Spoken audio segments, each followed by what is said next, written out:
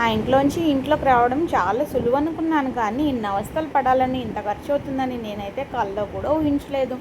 సరే, మీకు తెలిసిందే కదా, మా ఓనర్ ఇల్లు ఖాళీ చేయమంది సడన్గా. అది కూడా రెంటల్ అగ్రిమెంట్ రెన్యువల్ చేసుకున్న నెల 10 రోజులకు కాల్ చేసి ఇల్లు ఖాళీ చేయమంది. ఖాళీ చేయమన్న క్షణం అసలు మాకు అప్పుడైతే దిమ్ము తిరిగిపోయింది. ఎందుకంటే మేము హైదరాబాద్ వెళ్ళడానికి ప్లాన్ వేసుకున్నాము. అసలు మీ సమ్మర్ సెలవులు ఇన్ని పనుల్లో ఉండగా అమ్మ తల్లి ఒక 10 రోజులైనా ఎక్స్టెన్షన్ ఇస్తావా అంటే హాట్ తూట్ ఇవ్వనంది. తీరా చూస్తే అప్పుడు అకాల మాసం మొదలైందని మా అమ్మ అసలు విషయం ఆలస్యంగా చెప్పింది. చెప్పగానే మళ్ళీ కాల్ చేసి ఇప్పుడైతే ఖాళీ చేయడానికి అవ్వదు అంటే, మీ లేదు రెంటల్ అగ్రిమెంట్లో నెల రోజులే ఖాళీ చేయాలని ఉంది. అందు రెంటల్ అగ్రిమెంట్ రిజిస్ట్రేషన్ కూడా చేయించుకున్నాం, రెన్యువల్ చేయించుకుని. అలా కాదు, మీరు కూడా ఇప్పుడు మారకూడదు, మేము ఇప్పుడు మారకూడదు, అశుభం జరిగే పనులు చేయడం ఎందుకు, 12 ఏళ్ళు ఇక్కడే ఉన్నాం కదా, ఆ మాత్రం కన్సిడర్ చెయ్యి అంటే, అప్పుడు ఈ లోపల వాళ్ళ అమ్మాయి రంగంలోకి వచ్చి, వాళ్ళ అమ్మాయి సరే అయితే మీరు ఇంకొక 10 రోజులు మొత్తానికి 40 రోజులు ఇచ్చారు, 40 రోజుల్లో ఖాళీ చేసి తీరాలని చెప్పింది. సరే, ఇంకా అప్పటికప్పుడు ఇల్లు వెతుక్కుని ఫైనల్ చేసుకుని అప్పుడు మేము బయటకు వెళ్దామని అయితే ఫిక్స్ అయ్యాము, ఊరు వెళ్దామని. తీరా చూస్తే శుక్రవారం వెళ్ళాల్సిందల్లా మా వారికి ఆఫీస్ ఉండి కుదరదన్నారు. మళ్ళీ సరే తత్కాలని నమ్ముకుని టికెట్ తీసుకుని అక్కడికి వెళ్ళి ఒక 2 వారాలు అక్కడ చూసుకుని వచ్చేద్దామని అయితే ఫిక్స్ అయ్యాము. కానీ లోపల ఇక్కడ ఇల్లు వెతుక్కోవడమే అగమ్యగోచరం అయిపోయింది. సరే, మొత్తానికి 4 ఫ్లాట్లు 4 రకాలుగానే చూసుకుంటే నలుగురు 4 రకాల సమాధానాలు అయితే చెప్పారు.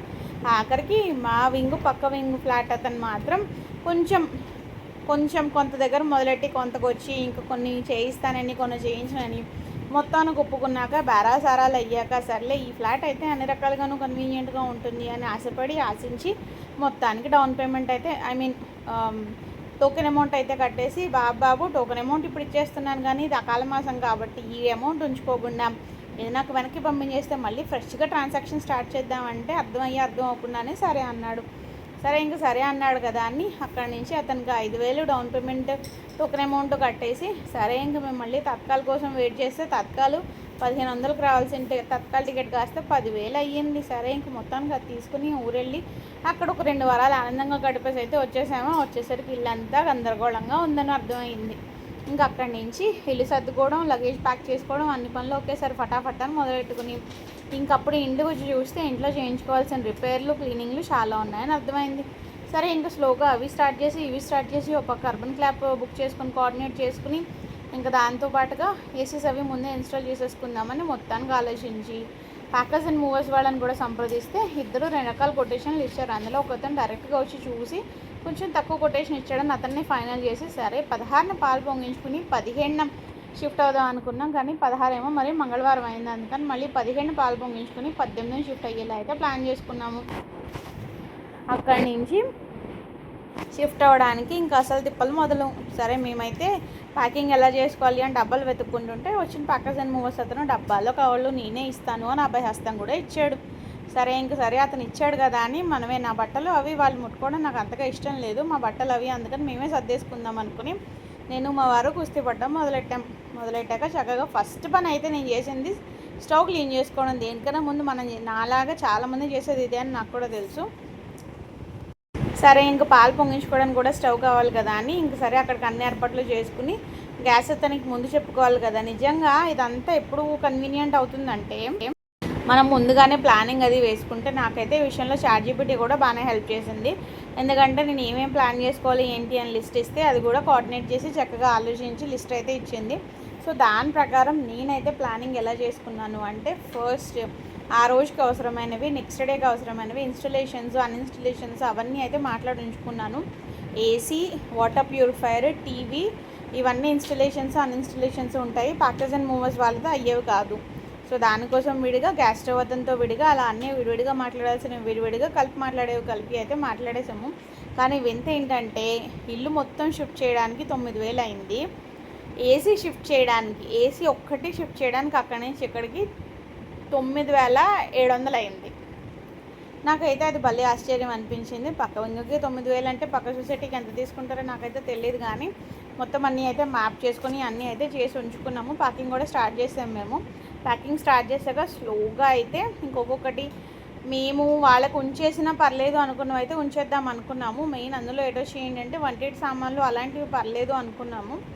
అండ్ మిగిలినవి అయితే మనమే ప్యాక్ చేసేసుకున్నాము, కొన్ని సెన్సిటివ్ అవి అని. అండ్ మన దగ్గర ఉన్న క్యాష్, జ్యువెలరీ, ఇంపార్టెంట్ డాక్యుమెంట్స్ లాంటివన్నీ ప్యాక్ చేసి నేనైతే అప్పటికి ఇక్కడ ఏ బీరువాలు లేవు కాబట్టి అక్కడ బీరువాలని లాక్ చేసి ఉంచేద్దాం అనుకున్నాను. బట్ అందులో కూడా మళ్ళీ భయం వేసింది వాళ్ళు ఏమైనా తీస్తే అని. సో మళ్ళీ అలా కాదని అన్నీ ఆలోచించి ప్యాక్ చేసి అయితే పక్కన పెట్టేసుకున్నాను.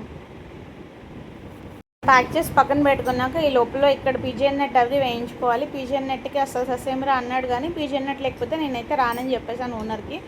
అప్పుడు దాని ఆవశ్యకత అర్థమయ్యి, సరే అయితే మీరు వెళ్ళాక పెట్టించుకోండి, నేను ఇక్కడ ఉన్నాను కదా, నాకు వచ్చి పెట్టించడానికి కాదు, వాళ్ళు ఏ క్వాలిటీ వాడేస్తారో తెలీదు అంటే, సరే సరే బాబు అని ముందే పెట్టించుకుంటామని. ఆ తర్వాత నో బ్రోకర్లో క్లీనింగ్ బుక్ చేశాను. వాళ్ళిద్దరు వచ్చారు. లాస్ట్ టైం మేము కరోనా నుంచి వచ్చాక ఫుల్ హౌస్ క్లీనింగ్ బుక్ చేస్తే వాళ్ళు చాలామంది 4-5 వచ్చారనమాట. నేను అలా ఎక్స్పెక్ట్ చేస్తే వీళ్ళు లింగులు ఇట్టుకోమంటూ ఖాళీ ఇల్లే కదా అని 2 వచ్చారు.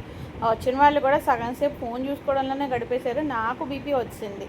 బీపీ వచ్చిన మాట పక్కన పెట్టి, సరే మేమైతే ఉన్న ప్లేస్నే సద్వినియోగపరుచుకుంటూ కొంతగా అయితే ప్యాకింగ్ చేసేసుకుని బయట పెట్టేసాము. నేను ఇంకా మూవ్ అవుతాము అన్న 3-4 డేస్ ముందు కొన్ని ఐటమ్స్ తీసేద్దామని వాటిని లిస్ట్ అవుట్ చేసి అయితే గ్రూపుల్లో పెట్టాను. ఒక 2-3 గ్రూపుల్లో క్వైరీస్ అయితే బాగానే వచ్చాయి, కానీ తీసుకున్న వాళ్ళు తక్కువే ఉన్నారు. మొక్కలోకి మాత్రం వెళ్ళిపోయాయి. అప్పుడు అర్థమైంది అలాగే మొక్కలను ప్రేమించే వాళ్ళు కూడా చాలామందే ఉన్నారని. సరే ఇంకా ప్యాకింగ్ రోజు రానే వచ్చింది. ముందు రోజు పాలు పొంగించేసుకుని కొన్ని పనులు అయితే అక్కడ చేయించేసుకున్నాము. సరే ఇంకా ప్యాకింగ్ రోజున వాళ్ళు వచ్చి చక్కగా అన్నీ అయితే పీకేసి అంటించేసి అన్నీ అయితే చేసుకుంటూ వెళ్ళిపోయారు. బట్ ఈ 4 రోజుల్లోనూ నుంచుని కాళ్ళు లాగేసాయి. ఫుడ్కి మాత్రం భలే ఇబ్బంది అయిందండి బాబు. ప్యాకింగ్ రోజున మా ఫ్రెండ్ అయితే లంచ్కి వచ్చేయమని చెప్పింది. పాపం తను చాలాసార్లు కాల్ చేసింది, కానీ మాకైతే వెళ్ళడానికి అవ్వలేదు. 5:30 వరకు షిఫ్టింగ్ కంప్లీట్ అవ్వలేదు.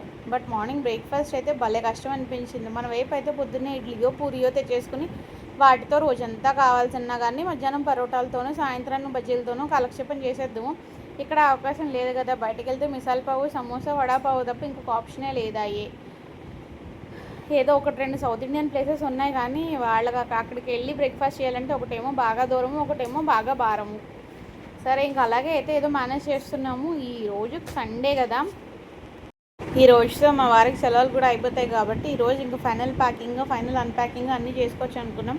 పొద్దున్నే 9 అవ్వకుండా వచ్చిన ఏసీ వాడు, ఆ తర్వాత 11 అవ్వకుండా వచ్చిన గీజర్ వాడు పనులు అయితే చేసుకుని వెళ్ళారు, కానీ 1 గంట అయితే చేస్తారు.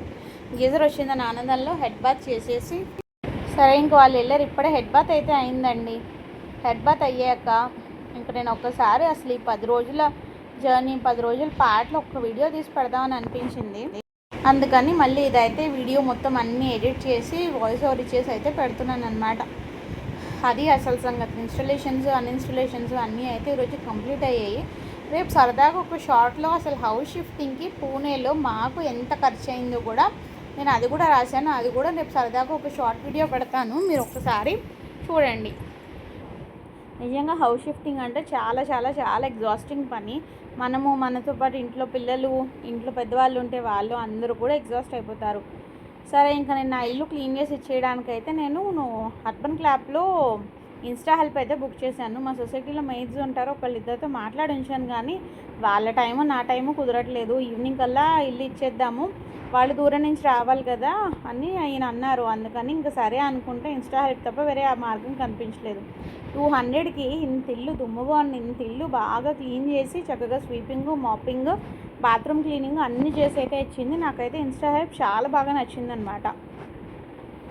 అది అయిపోయాక వాళ్ళకి మళ్ళీ మెసేజ్ చేస్తే వాళ్ళు అరౌండ్ 5:30 వచ్చారు. 5:30కి వచ్చాక వాళ్ళకి ఇచ్చేసి ఒకసారి అనుకున్నవన్నీ అడిగేసాను కూడాను. మీరు ఇల్లు ఖాళీ చేయమన్న వరకు మాకు ఇబ్బంది లేదు, కానీ ఆ ఖాళీ చేయమంటే అంత హార్ష్గా చెప్పాల్సిన అవసరం లేదు, కొంచెం మామూలుగా చెప్పినా కానీ మేము ఖాళీ చేస్తాము. మళ్ళీ దానికి అఫీషియల్గా ఏదో పెద్ద తోపులాగా నోటీస్ కూడా పంపారు, అంత ఓవరాక్షన్ అక్కర్లేదని అయితే ఇండైరెక్ట్గా చెప్పేశాను. ఎందుకంటే మనసులో ఉంచుకుంటే మనకేం వస్తుంది చెప్పండి. అందుకని ఇంకా అనుకున్నది తొడవుగా అయితే చెప్పేశాను. సరే ఈరోజు మార్నింగ్ అప్డేట్ ఏంటంటే 30,000 డిపాజిట్లో 10,000 రెంట్, 10,000 కిచెన్ కబోర్డ్కి అని చెప్పి డిడక్ట్ చేసుకుని 10,000 అయితే పంపారు. యాక్చువల్గా వాళ్ళు పెయింటింగ్కి కూడా డిడక్ట్ చేస్తామన్నారు. సరే ఇక్కడ కొంతమంది నాకు చెప్పిన మాట ఏంటంటే 12 years ఉన్నారు కాబట్టి పెయింటింగ్కి డిడక్ట్ చేయడం రీజనబుల్ కాదు అన్నారు ఓనర్స్. సరే ఇంకా వాళ్ళ మాటే చెప్తే పెయింటింగ్కి అయితే డిడక్ట్ చేయలేదు, కానీ కిచెన్ కబోర్డ్కి అయితే డిడక్ట్ చేశారు. చార్జీపీటీని అడిగితే 12 ఏళ్ళ ఇంటికి అలా డిడక్ట్ చేయడం అయితే కష్టమే అంది. సరే ఇంకా చార్జీపీటీనే మళ్ళీ ఒక మెసేజ్ ఫ్రేమ్ చేయమని చెప్పేసి ఆ మెసేజ్ అయితే పంపేశాను. మీరు సెటిల్ చేసినందుకు థ్యాంక్ యూ, కానీ ఇంత 10,000 కట్ చేయడం అయితే అన్యాయం అన్నట్టు అనిపించింది అని. ఇంకా వాళ్ళ నుంచి రిప్లై ఏమీ రాలేదు. కానీ అదండి మా ఇల్లు మారడం సంగతి, ఇంతలో విశేషాలను. మీకు అసలు ఏం ఎక్స్పీరియన్స్ ఉందో ఏమో నాకు తెలియదు, కానీ మీకు ఇలాంటివి ఏమైనా ఫన్నీ ఎక్స్పీరియన్సెస్ ఉంటే మాత్రం ఖచ్చితంగా షేర్ చేయండి. అండ్ నెక్స్ట్ అప్డేట్ కోసం వీడియోకి లైక్ ఇచ్చి ఛానల్ సబ్స్క్రైబ్ చేసుకోండి. ఫ్రీయే కదా, ఇల్లు మారడం ఖర్చుతో కూడుకున్న పని, కానీ ఛానల్ సబ్స్క్రైబ్ చేసుకొని లైక్ ఇచ్చి సబ్స్క్రైబ్ చేసుకోవడం అయితే ఖర్చుతో కూడుకున్న పని కాదు. సో అందుకని మీరైతే ఛానల్ ఒక్కసారి